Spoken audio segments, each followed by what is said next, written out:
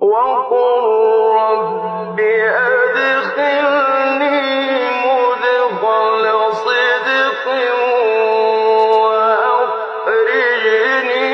مخرج صدق واجعل لي من لدنك سلطانا نصيرا.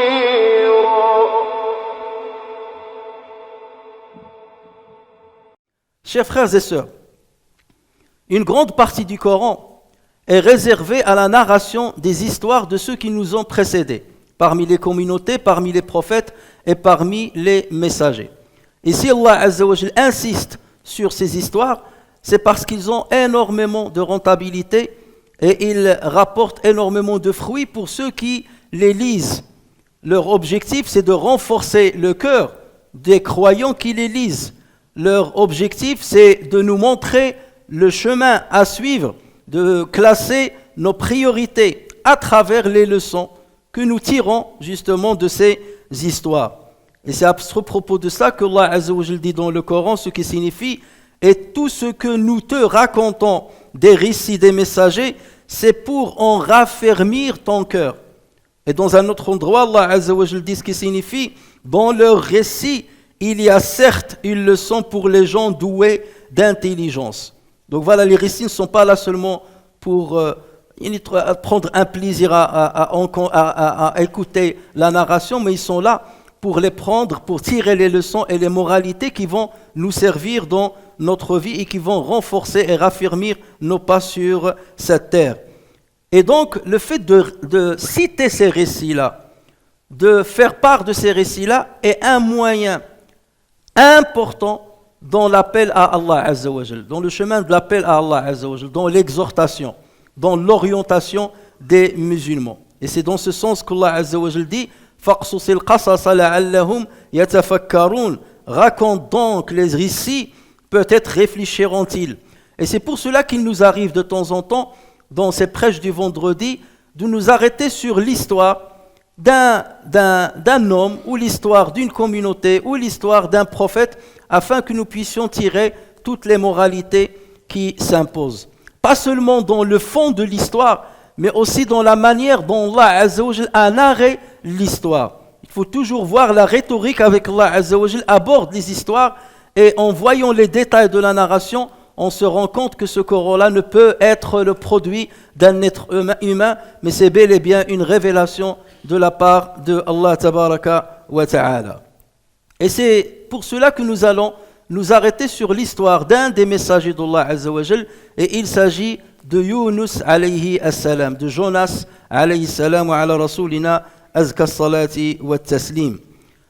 Le prophète ou le messager Yunus alayhi salam a été cité nominativement 4 fois dans le Coran, dans Surat An-Nisa, ensuite dans Surat Al-An'am.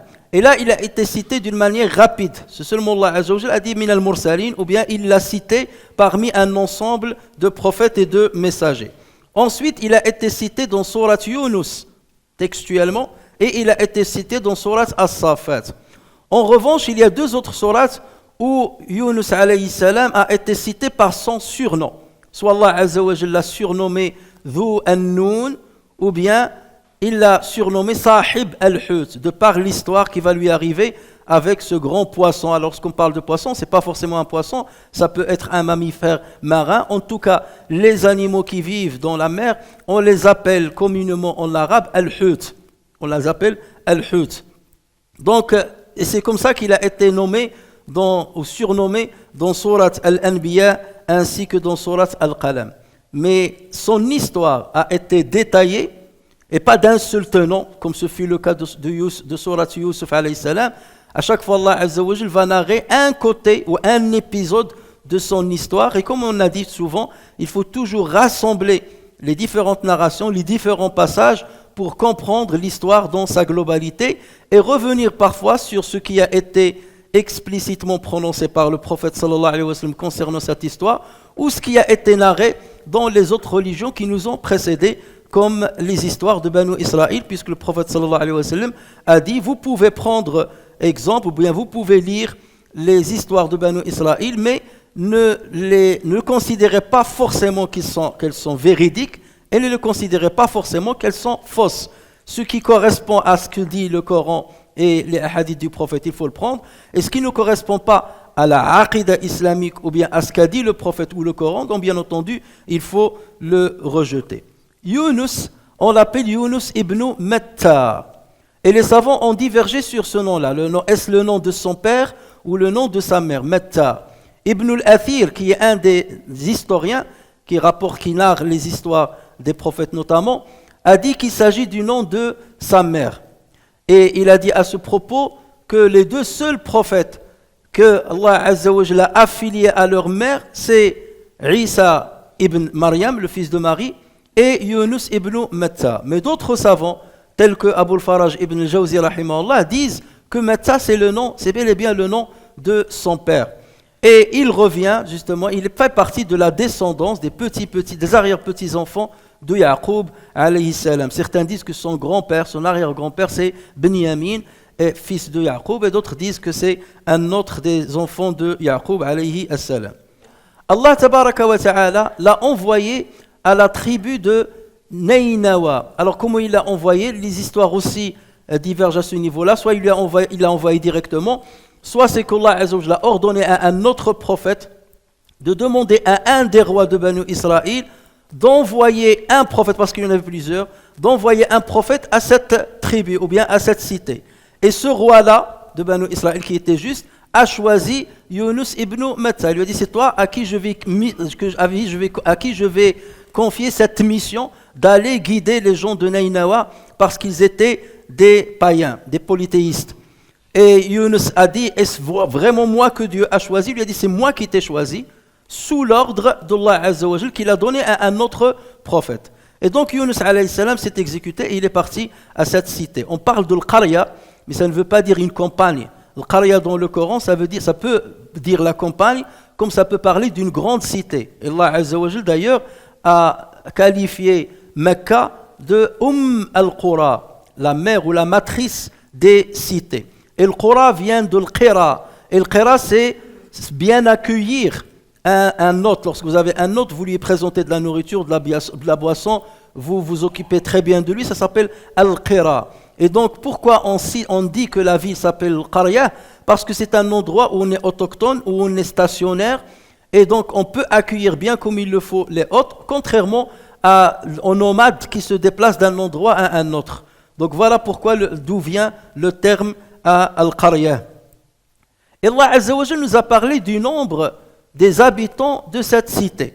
Dans un verset, Allah Azza wa Jalla a dit: Wa arsalnahu ila mi'ati alfin aw yazidun.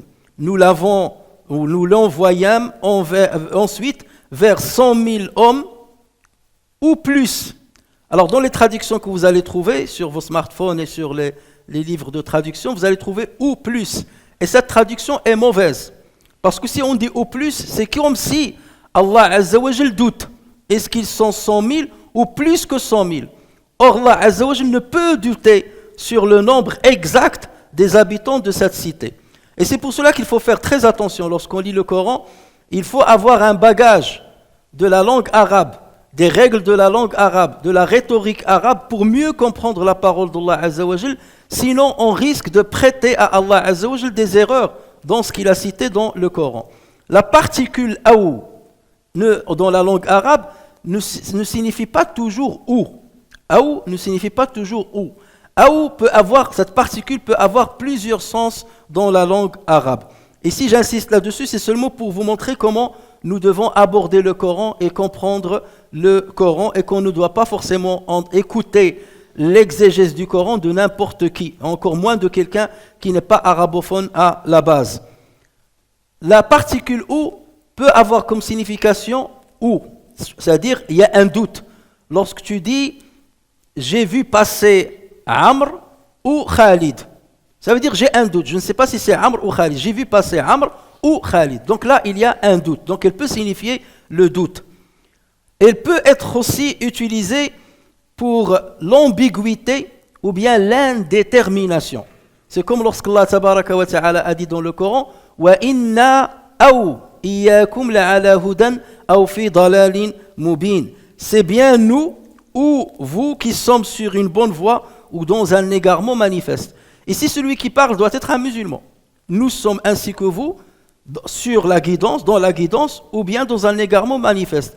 Lorsque la différence entre le doute et l'indétermination, c'est que dans le doute vient de celui qui parle. Je ne sais pas si c'est Amr qui est passé ou Khalid.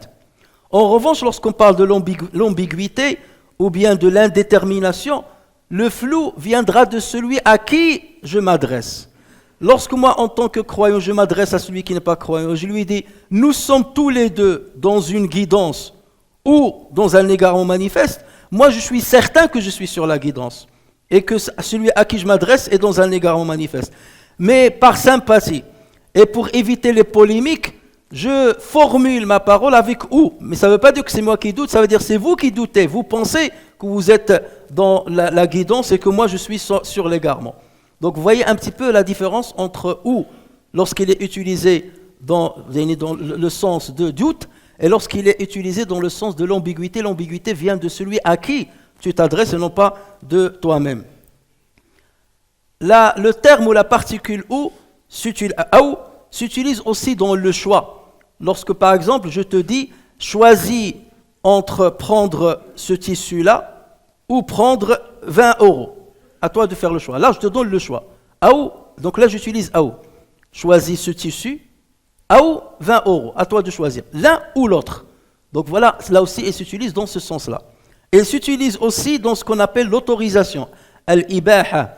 Comme par exemple lorsque tu t'adresses à ton enfant et tu lui dis prends comme ami Amr ou Khalid. Et là, c'est pas que tu lui donnes le choix. La différence entre le choix et l'autorisation, c'est que le choix, tu dois choisir un des deux, ou un de 10. Mais lorsque on parle de l'autorisation, c'est que tu dis par exemple à ton fils, prends comme ami Amr ou Khalid, ou les deux à la fois. C'est ça la différence, ou les deux à la fois. Donc regardez la nuance, comment elle est. Ensuite, on utilise cette particule-là dans la subdivision. Comme par exemple, les savants de la langue arabe, ils disent al-kalima, le mot, soit imma an yakuna isman, soit c'est un nom, soit c'est un verbe, soit c'est une particule. Donc kalimatun, aou, donc voilà, on utilise là le terme aou, ismun, al-kalimatu ismun aw fi'lun aw harfun. Le mot, c'est soit un nom, soit un verbe, soit une particule. Donc là, le aw, c'est taqsim. Donc on est en train de faire les ramifications. On l'utilise pour montrer une ramification. On part d'une source et on fait des ramifications. Et ensuite, et c'est ça qui nous intéresse pour comprendre le verset coranique, on l'utilise pour la rectification. Lorsqu'Allah Azza wa Jalla nous dit « nous l'envoyâmes à 100 000 ou plus », ça ne veut pas dire que c'est un doute ou plus. Ça veut dire plutôt, nous l'envoyâmes à 100 000, plutôt à plus. C'est ce qu'on appelle l'istidrak. Tu te rattrapes, plutôt à plus. Lorsqu'il a dit 100 000, c'est pour montrer leur grand nombre. Et lorsqu'il a dit « aou yazidun », c'est pour montrer l'exactitude qu'il y a plus mi'ati alfin aw yazidun, parce que le Coran ne veut pas te donner le chiffre exact, dire 131 000 personnes ou 120 000 personnes, mais s'il s'est contenté de dire 100 000, il se peut que dans les récits historiques des autres religions, on trouve qu'ils étaient par exemple 110 000. Et là, ils vont dire le Coran s'est trompé. Et c'est pour cela qu'Allah a dit mi'ati alf, parce que c'est ce qu'on cite comme grand nombre général. Et lorsqu'il a dit aw yazidun, plutôt plus, c'est pour que personne ne disent que Allah Azza s'est trompé dans le Coran. La réalité, c'est qu'ils étaient bel et bien plus que 100 000. Donc vous voyez, ce genre de précision ne peuvent pas émaner d'un être humain. Ça ne peut pas être le prophète sallallahu alayhi wa sallam qui est celui qui a parlé ainsi. Ça ne peut être qu'Allah Azza wa Jal, parce que ce genre de détails ne peut venir que du Créateur et de celui qui a enseigné la langue aux êtres humains. Et c'est exactement comme lorsque le prophète sallallahu alayhi wa sallam dit « Sois dans cette vie comme un étranger, ou abir sabil, ou un passager. » Ou ça veut dire quoi? Soit dans cette vie comme un étranger, plutôt un passager, quelqu'un qui est de passage. Parce que l'étranger, tu peux bien être un étranger dans un pays, comme la majorité de nous, Mais tu profites de la vie, ou tu croques dans la vie, ou tu oublies Allah Azza wa Jal, même dans le pays où tu es étranger. En revanche, lorsque tu es de passage, tu vas passer par un pays ou par une ville, tu vas rester 4 jours et partir. Tu ne vas pas acheter une maison dans cette ville parce que tu vas y rester 4 jours. Tu ne vas pas acheter des richesses dans cette ville, tu ne vas pas investir dans cette ville alors que tu ne vas y rester que quelques jours. Donc le prophète sallallahu alayhi wa sallam, dans ce hadith-là, il faut le comprendre ainsi. Sois dans cette vie comme un étranger, plutôt un passager. Donc, Aou Abiru Sabi, c'est comme ça qu'il faut le comprendre. Et là aussi, on voit comment le prophète sallallahu alayhi wa sallam maîtrisait la langue arabe. Chers frères et sœurs, Yunus alayhi salam est resté à côté de cette cité de Nainawa qui se trouve dans le nord de l'Irak, dans le côté gauche du fleuve du Tigre, de Dijla. Donc il est resté une longue période à les appeler à l'unicité de Allah Azza wa Jal, à les appeler à l'obéissance de Allah Azza wa Jal. Mais eux, ils ont préféré l'associationnisme, ils ont préféré rester dans leur égarement manifeste. Certains savants disent qu'il est resté 33 ans à les appeler à Allah Azza wa Jal. Mais ils n'ont pas voulu l'écouter, ils n'ont pas voulu prendre en compte ses exhortations, ses messages, ils n'ont pas voulu le suivre. Et ils ont préféré l'égarement plutôt que la lumière de l'islam. Et c'est là où Yunus alayhi salam a invoqué Allah Azza wa Jal contre eux. Et Allah Azza wa Jal lui révéla: comme tu t'es vite, ya Yunus, comme tu t'es vite empressé d'invoquer contre mes serviteurs. Reviens à eux, et dis-leur qu'ils ont encore un délai de 40 jours avant qu'Allah Azza wa Jal ne fasse tomber son courroux et son châtiment sur eux. Et donc Yunus alayhi salam est revenu, et il leur a dit: attention, Allah Azza wa Jal vous menace, d'ici 40 jours vous risquez, c'est sûr que si vous ne me suivez pas, si vous ne m'écoutez pas, si vous ne revenez pas à Allah Azza wa Jal descendra son courroux sur vous. Mais ils n'ont pas voulu entendre sa mise en garde pendant 37 jours. Il ne restait plus que 3 jours jusqu'à l'échéance citée par Allah Azza wa Jal. Donc à ce niveau-là, Yunus alayhi salam, il leur a dit: écoutez, vous n'avez pas voulu m'écouter, d'ici 3 jours, vous allez recevoir le courroux et le châtiment d'Allah Azza wa Jal. Et ensuite, il les a quittés. Il a quitté cette cité-là, parce qu'il était persuadé que le châtiment allait descendre sur eux. Et Allah Azza wa Jal commente ce choix de Yunus alayhi salam en disant: وَذَنُّونِ إِذْ ذَهَبَ مُغَاضِبًا فَظَنَّ أَن لَّن نَّقْدِرَ عَلَيْهِ. Et Dhunnoun, ça c'est son surnom, ça veut dire l'homme au poisson, parce que vu l'histoire qui va arriver avec le poisson, en tout cas l'animal marin. L'animal marin, on peut l'appeler aussi le poisson, même s'il s'agit d'un mammifère. On n'est pas ici dans la physiologie ou bien dans la phonétique, dans la phonétique, mais on est ici dans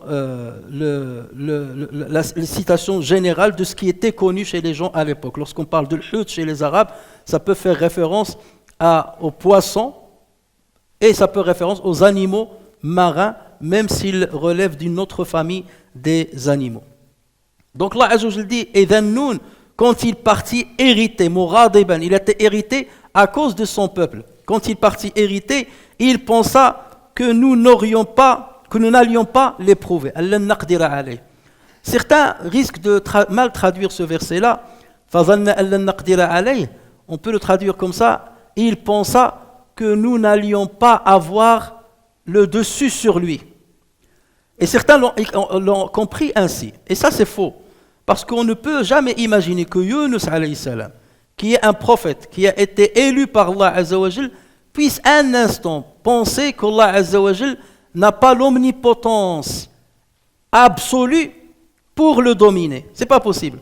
Donc naqdira alayhi, ce terme naqdir ne signifie pas la puissance, ne signifie pas l'omnipotence, mais il signifie autre chose.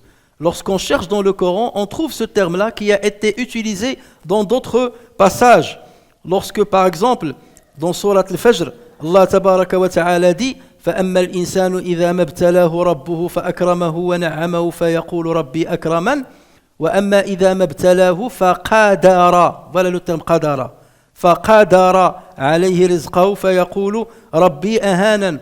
Quant à l'homme lorsque son Seigneur l'éprouve en l'honorant et en le comblant de bienfaits, il dit « Mon Seigneur m'a honoré ». Mais par contre, quand il l'éprouve en lui restreignant, c'est ça la signification de qadara, en lui restreignant sa subsistance, il dit « Mon Seigneur m'a avili ». Donc ici dans ce passage, qadara, ça veut dire a restreint sa subsistance.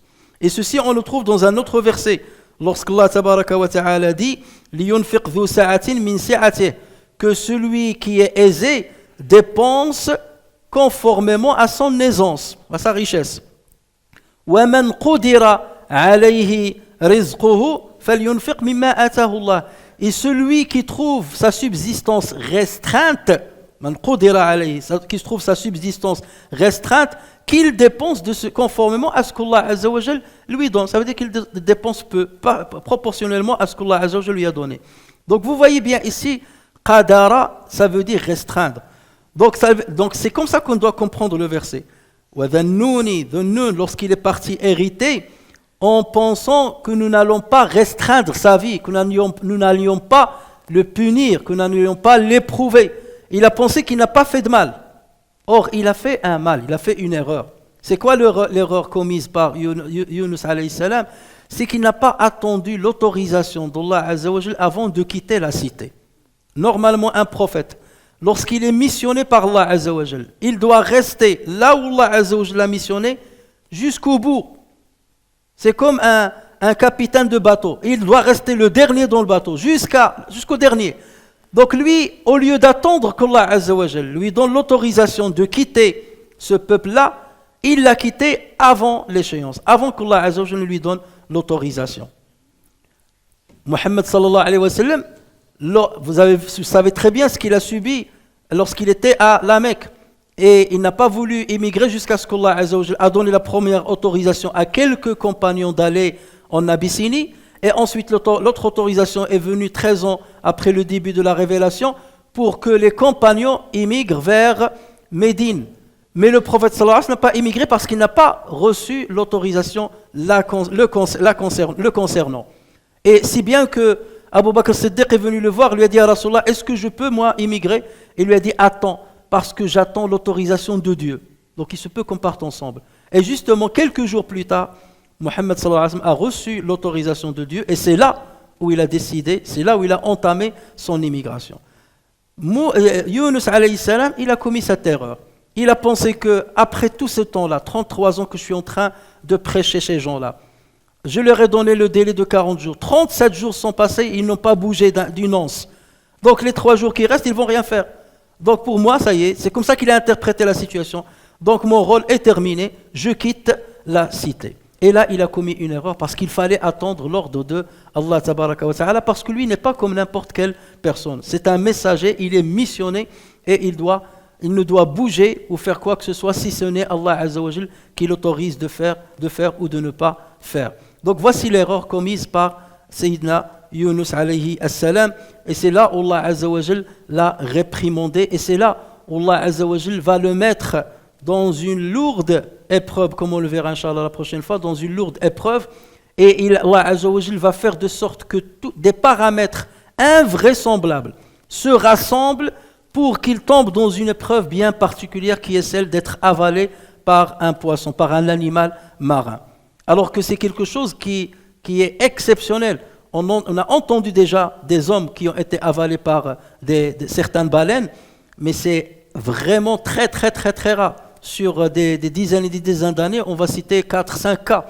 Donc Allah Azza wa Jal a fait de sorte de rassembler tous les paramètres pour passer par une épreuve qui était lourde. Et tout ça, c'est pour qu'Allah Azza wa Jal montre à Yunus alayhi salam, au prophète Mohammed sallallahu alayhi wa sallam et à nous autres musulmans que tant que vous obéissez à Allah Azza wa Jal, vous suivez ses ordres, vous suivez ses jugements, aussi bien les jugements législatifs, faits ou ne pas faits, que les jugements décrétifs qui ont un rapport avec le destin.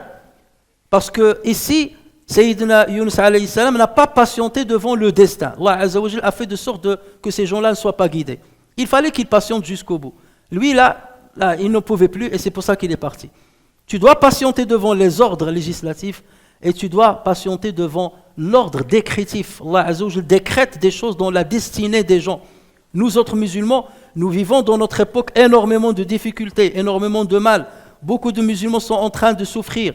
Beaucoup de musulmans sont des cibles de certains despotes dans ce monde-là. Et ça, c'est le décret qu'Allah Azza wa Jal nous a imposé.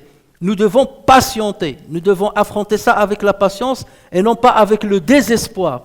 Et dire, mais pourquoi Allah Azza wa Jal n'a pas voulu donner à ces musulmans le triomphe, ou pourquoi Allah Azza wa Jal n'a pas fait baigner ces musulmans dans la facilité et dans une vie paisible. Parce que là, c'est un manque de patience. Et regardez pourquoi Allah Azza wa Jal a dit à Muhammad sallallahu alayhi wa sallam, endure avec patience la sentence de ton Seigneur. La sentence qui a un rapport avec la destinée. Endure avec patience la sentence de ton Seigneur et ne sois pas comme l'homme du poisson. En faisant référence à Yunus. Et vous lirez dans la fin de sourate, à la fin de sourate Yunus, cette conclusion-là, parce qu'elle résume quelque part ce qu'on doit tirer comme première leçon de l'histoire de Yunus alayhi salam. Dieu s'adressa à Muhammad sallallahu alayhi wa sallam en lui disant, et suis ce qui t'est révélé. Ça, c'est le décret législatif. Et suis ce qui t'est révélé et sois constant.